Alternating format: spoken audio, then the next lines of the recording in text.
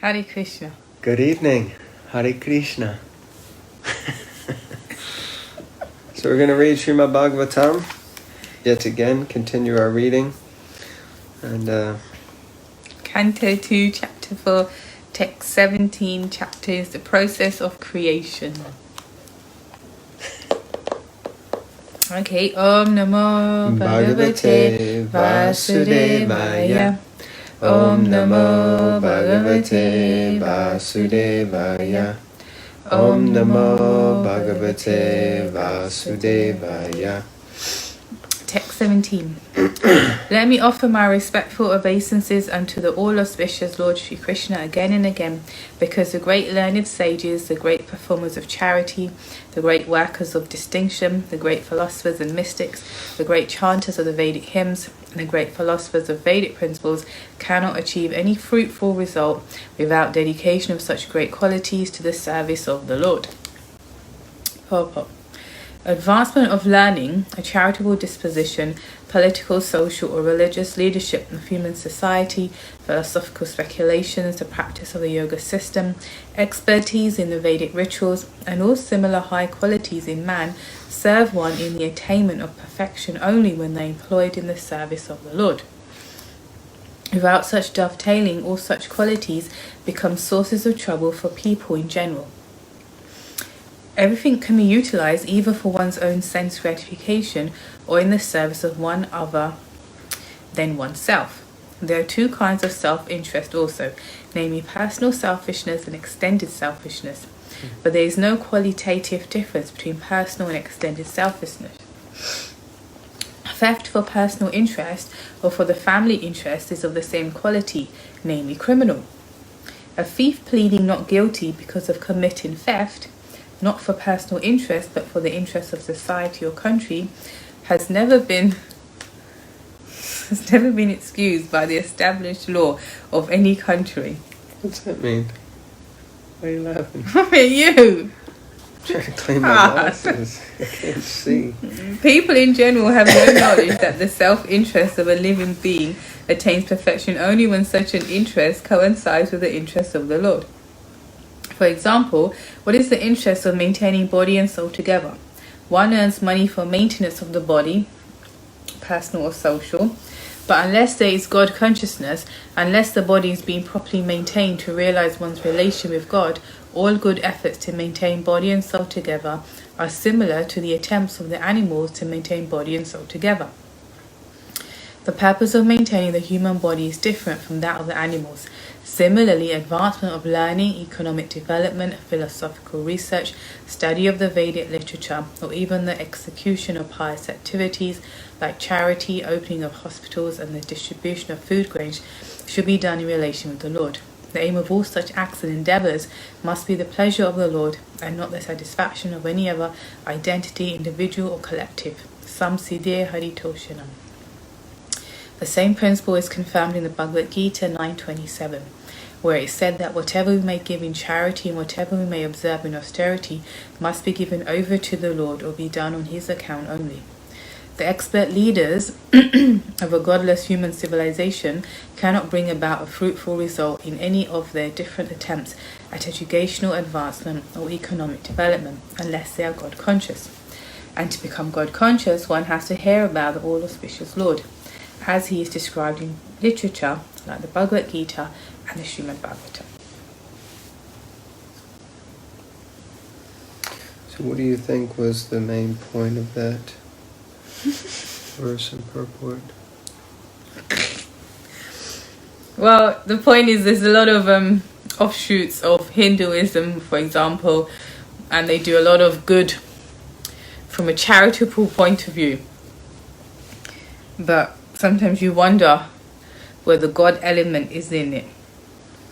And a lot of people like this who would be asked to worship Krishna, perform some sadhana to the Lord, would most probably hesitate and think, wow, it actually might even be off-putting because the pleasure comes in the social activity and not so much actually trying to find out the source of why we're doing these things. and who we're supposed to please in terms of doing these things. In terms of chanting the Vedic hymns, doing this charity work, discussing philosophy, what is the root of it? What are you trying to find out? Who are you trying to please? I don't know how many people know that. Or want to know that. So they're getting pleasure. When you say the social activity, you mean like the communal coming together and charitable socializing. Acts. Charitable acts, feeding the homeless, building dams, feeding, looking after people in villages. Okay, interesting. Okay, text 18.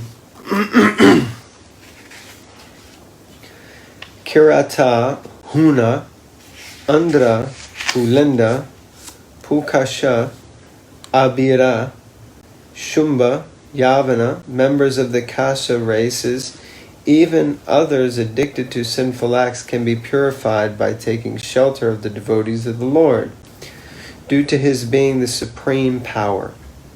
I beg to offer my respectful obeisances unto him. Purport.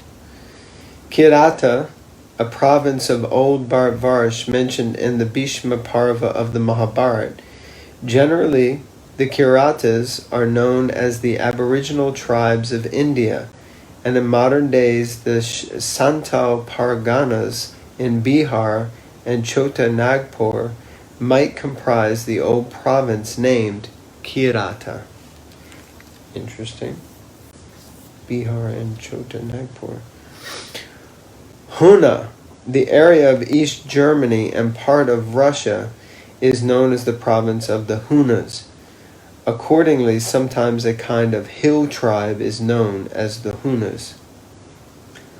Andhra, a province of southern India mentioned in Bhishma Parva of the Mahabharata. It is still extant under the same name. Pulinda is mentioned in the Mahabharata, Adiparva 174.38. The inhabitants of the province of the name Pulinda. This country was conquered by Bhimasen and Sahadev. The Greeks are known as Pulindas, and it is mentioned in the Vanaparva of the Mahabharata that the non-Vedic race of this part of the world would rule over the world. This Pulinda province was also one of the provinces of Bharat, and the inhabitants were classified among the Kshatriya kings. But later on, due to their giving up the Brahminical culture, they were mentioned as mlechas, just as those who are not followers of the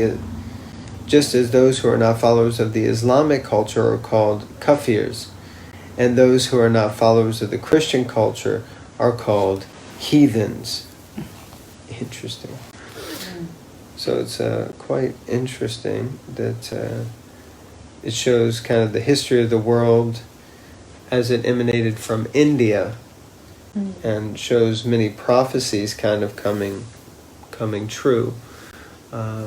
Pulindas, which are the Greeks or the Romans, and they basically wound up ruling the world for some time, the Roman Empire, and later the offshoots of the Romans, which are the English, they also ruled the world. So like that. Abira. This name also appears in the Mahabharata, both in the Sabda Parva and Bhishma Parva. It is mentioned that this province was situated on the river Saraswati in Sindh. The modern Sindh province formerly extended to the other side of the Arabian Sea, and all the inhabitants of that province were known as the Abiras. They were under the domination of Maharaj Yudhishthira, and according to the statements of Markandeya, the Malechas of this part of the world would also rule over Bharat. Later on, this proved to be true, as in the case of the Pulindas. On behalf of the Pulindas, Alexander the Great conquered India, and on behalf of the Abiras, Muhammad Ghori conquered India. These Abiras were also formerly Kshatriyas within the Brahminical culture, but they gave up the connection. The Kshatriyas, who were afraid of Parashuram and had hidden themselves in the Caucasian hilly regions, later on became known as the Abiras. and the place they inhabited was known as Abiradesh.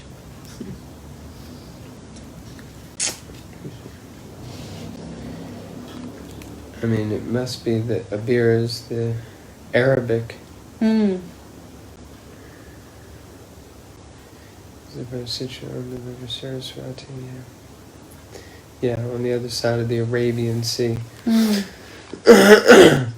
Shumbas or Kankas, the inhabitants of the Kanka province of Old Bharat, mentioned in the Mahabharata. Yavana was the name of one of the sons of Maharaj Yayati, who was given the part of the world known as Turkey to rule. Therefore, the Turks are Yavanas due to being descendants of Maharaj Yavana.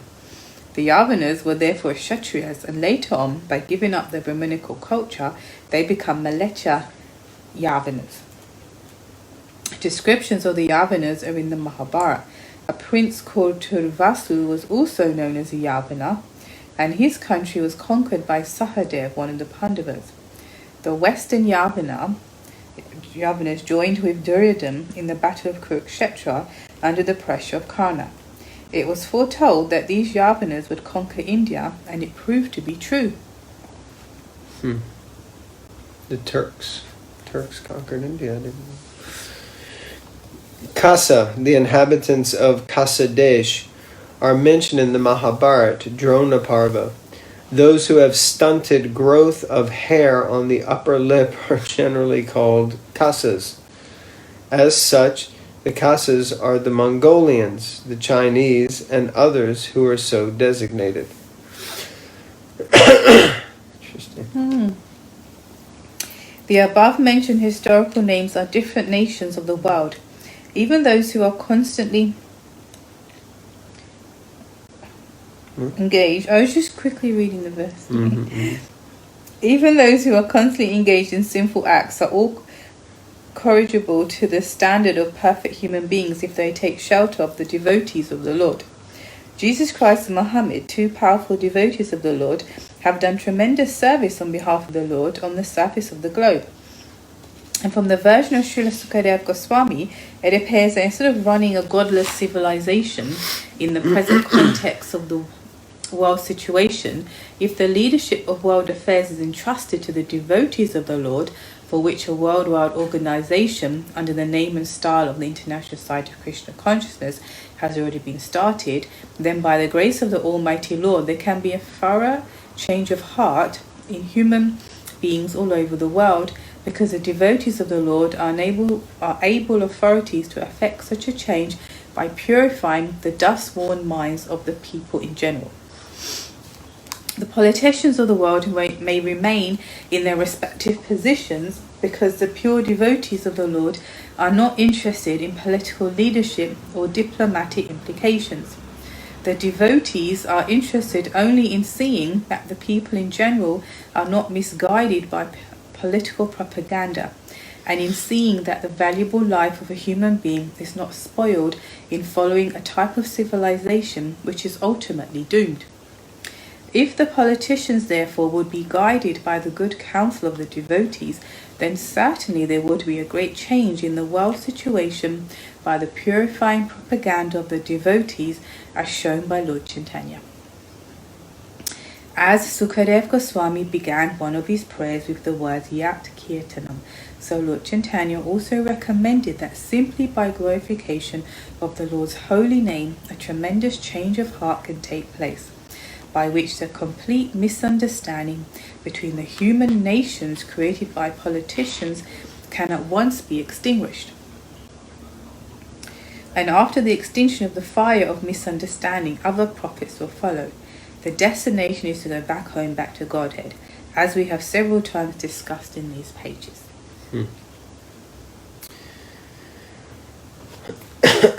Powerful purport. Srila Prabhupada glorifies Jesus and also Muhammad as having done tremendous service on behalf of the Lord, and also that leadership affairs should be given to the devotees, for which a worldwide organization under the name and style of ISKCON has already been started. then by the grace of the Almighty there can be a thorough change in heart in human beings. Very powerful. And, yeah, a lot of important subject matter for leaders and devotee leadership or God-centric leadership. According to the cult of devotion, generally known as the Vaishnav cult, there is no bar against anyone's advancing in the matter of God realization. A Vaishnav is powerful enough to turn into a Vaishnav even the Kirata, etc., as above mentioned. In the Bhagavad Gita 9.32, it is said by the Lord that there is no bar to becoming a devotee of the Lord, even for those who are low-born or women, Shudras or Vaishyas. And by becoming a devotee, everyone is eligible to return home back to Godhead. The only qualification is that one takes shelter of a pure devotee of the Lord who has thorough knowledge of the transcendental science of Krishna, Bhagavad Gita and Srimad Bhagavatam. Anyone from any part of the world who becomes well conversant in the science of Krishna becomes a pure devotee and a spiritual master for the general mass of people and may reclaim them by purification of heart. Though a person be even the most sinful man, he can at once be purified by systematic contact with a pure Vaishnava. A Vaishnava therefore can accept a bona fide disciple from any part of the world without any consideration of caste and creed and promote him by regulative principles to the status of a pure Vaishnava who is transcendental to Brahminical culture. Pure Vaishnava is transcendental to Brahminical culture. A system of caste or varnashram dharma is no longer regular even amongst the so-called followers of the system. Nor is it now possible to reestablish the institutional function in the present context of social, political, and economic revolution. Without any reference to the particular custom of a country, one can be accepted to the Vaishnava cult spiritually, and there is no hindrance in the transcendental process. Very powerful points there about Varnashram. Seems Prabhupada is saying it would be very difficult to reestablish it. But also saying many other things about how anyone from any culture in the world can have access to Krishna consciousness. There's no limitation or no sectarianness. Anyone and everyone can become a devotee of the Lord. And that person can become a spiritual master and teach others. And a spiritual master can accept anyone from any other cultures. So, by the order of Lord Sri Chaitanya Mahaprabhu, the cult of Srimad Bhagavatam or the Bhagavad Gita can be preached all over the world, reclaiming all persons willing to accept the transcendental cult. Such cultural propaganda by the devotees will certainly be accepted by all persons who are reasonable and inquisitive without any particular bias for the custom of the country. The Vaishnava never accepts another Vaishnava on the basis of birthright, just as he never thinks of the deity of the Lord in a temple as an idol. And to remove all doubts in this connection, Srila Shukadev Goswami has invoked the blessings of the Lord, who is all-powerful. Prabhavishnave Namaha. As the all-powerful Lord accepts the humble service of his devotee in devotional activities of the Archana, his form as the worshipable deity in the temple, as the all-powerful Lord accepts the humble service of his devotee in devotional activities of the Archana, his form as the worshipable deity in the temple. Similarly, the body of a pure Vaishnava changes transcendentally at once when he gives himself up to the service of the Lord and is trained by a qualified Vaishnava. The injunction of Vaishnava regulation in this connection runs as follows. Arche Vishnau Shila Dir Guru Shu Nara Matir Vaishnava Jati Buddhi Shri Vishnu Nam Nishabda Samanya Buddhi, etc. One should not consider the deity of the Lord as worshipped in the temple to be an idol, nor should one consider the authorized spiritual master an ordinary man, nor should one consider a pure Vaishnava to belong to a particular caste, etc. And that is from the Padma Purana. The conclusion is that the Lord, being all-powerful, can under any and every circumstance accept anyone from any part of the world, either personally or through his bona fide manifestation as the spiritual master. Lord Chaitanya accepted many devotees from communities other than the Varnashramites, and he himself declared to teach us that he does not belong to any caste or social order of life, but that he is the eternal servant of the Lord, who maintains the damsels of Vrindavan, Lord Krishna.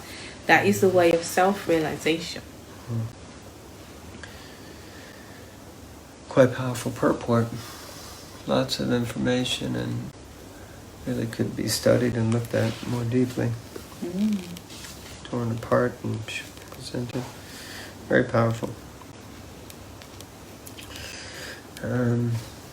Text 19. He is the super soul and the supreme lord of all self-realized souls. He is the personification of the Vedas, religious scriptures, and austerities. He is worshipped by Lord Brahma and Shiva and all those who are transcendental to all pretensions. Being so revered with awe and veneration, may that supreme absolute be pleased with me. It's interesting. This is Sukadeva Goswami still. Yeah. He hasn't spoken the Bhagavatam yet. Well, in one sense, he's speaking Bhagavatam. Well, this is Bhagavatam. It's a glorification of the Lord. But I know, but it's like. Yeah, before he speaks. Time is limited. You know.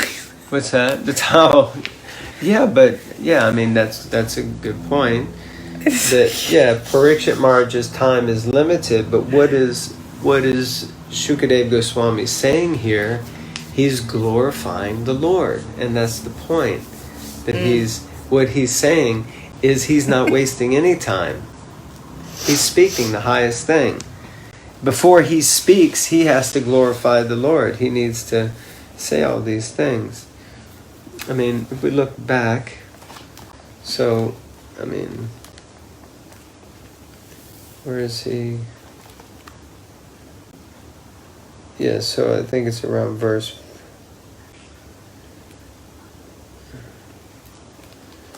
So Sutta Goswami introduces, how does it start, this conversation?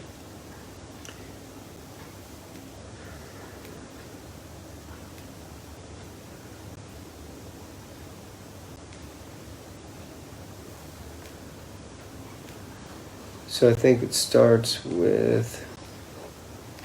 Time is limited here as well. So Maharaj Parikshit is speaking, and he's saying he wants to know more about the structure of the universe and everything. And then Sutta Goswami speaks, and then he introduces Shukadeva Goswami. And Shukadeva Goswami, like you said, it basically begins with some prayers. And these prayers, he starts by offering his obeisances, and then he just goes on, because that's what you do. Yeah, you do. And by offering these prayers, he is speaking the Bhagavatam, so he's enlivening. So Parikshit Maharaj is probably so happy to hear these prayers. Okay. So he doesn't care if he leaves his body while he's hearing these prayers, then life is perfect, right? Text 19. Yes, so my turn to read. Waiting. Mm-hmm.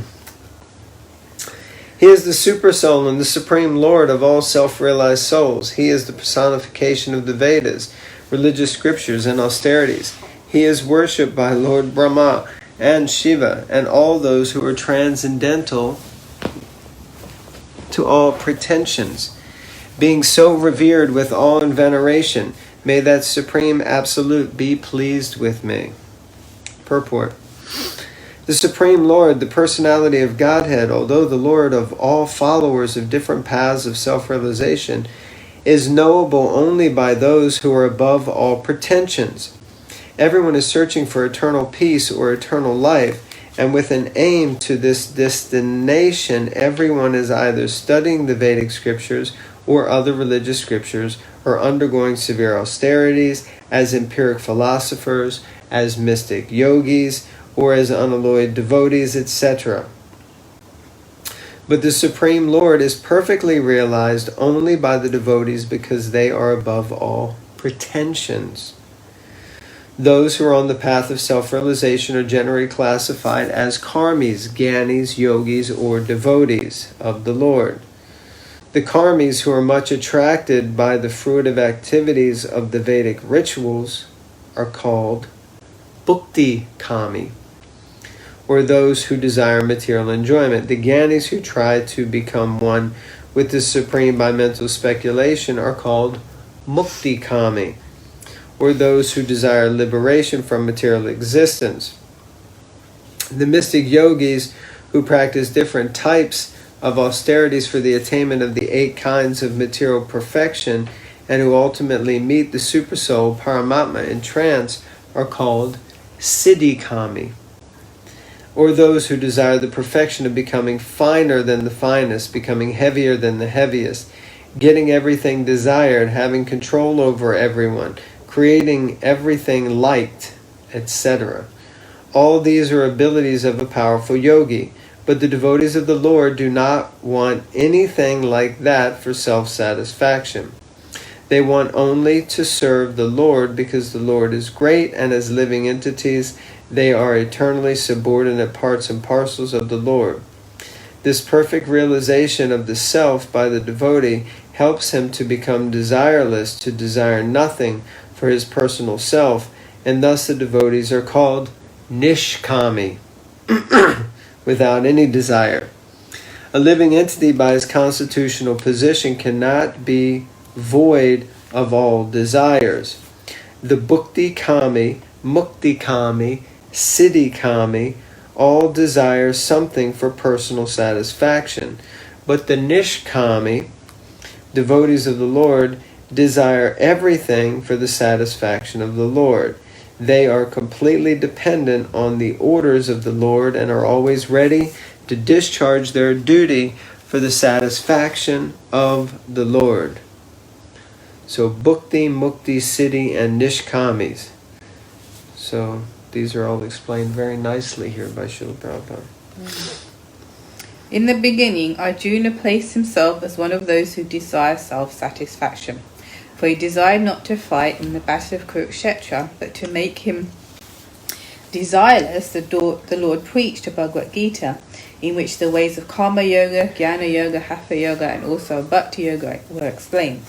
Because Arjuna was without any pretension, he changed his decision and satisfied the Lord by agreeing to fight. Karishye vachanam tava. And thus he became desireless. The examples of Brahma and Lord Shiva are specifically cited here because Brahmaji, Lord Shiva, Srimati Lakshmiji, and the 4 Kumaras, Sanaka, Sanatan, etc., are leaders of the 4 desireless Vaishnav Sampradayas. They are all freed from all pretensions. Srila Jiva Goswami interprets the world Gata Vyalikai as Projita Kaitava, or those who are freed from all pretensions, the unalloyed devotees only. In the Chaitanya Charitamrita, Madhya Lila 19.149, it is said, Krishna Bhakti Nishkama Ata Eva Shanta, Bhukti Mukti Siddhi Kame Sakala Ashanta. Those who are after fruitive results for their pious activities, those who desire salvation and identity with the Supreme, and those who desire material perfections of mystic power are all restless because they want something for themselves. But the devotee is completely peaceful because he has no demand for himself and is always ready to serve the desire of the Lord.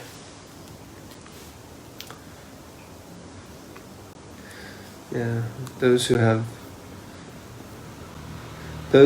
self-desires, selfish desires, are restless, whereas the devotee is peaceful. Would you like to conclude? The conclusion is therefore that the Lord is for everyone, because no one can achieve the result of his respective desires without his sanction.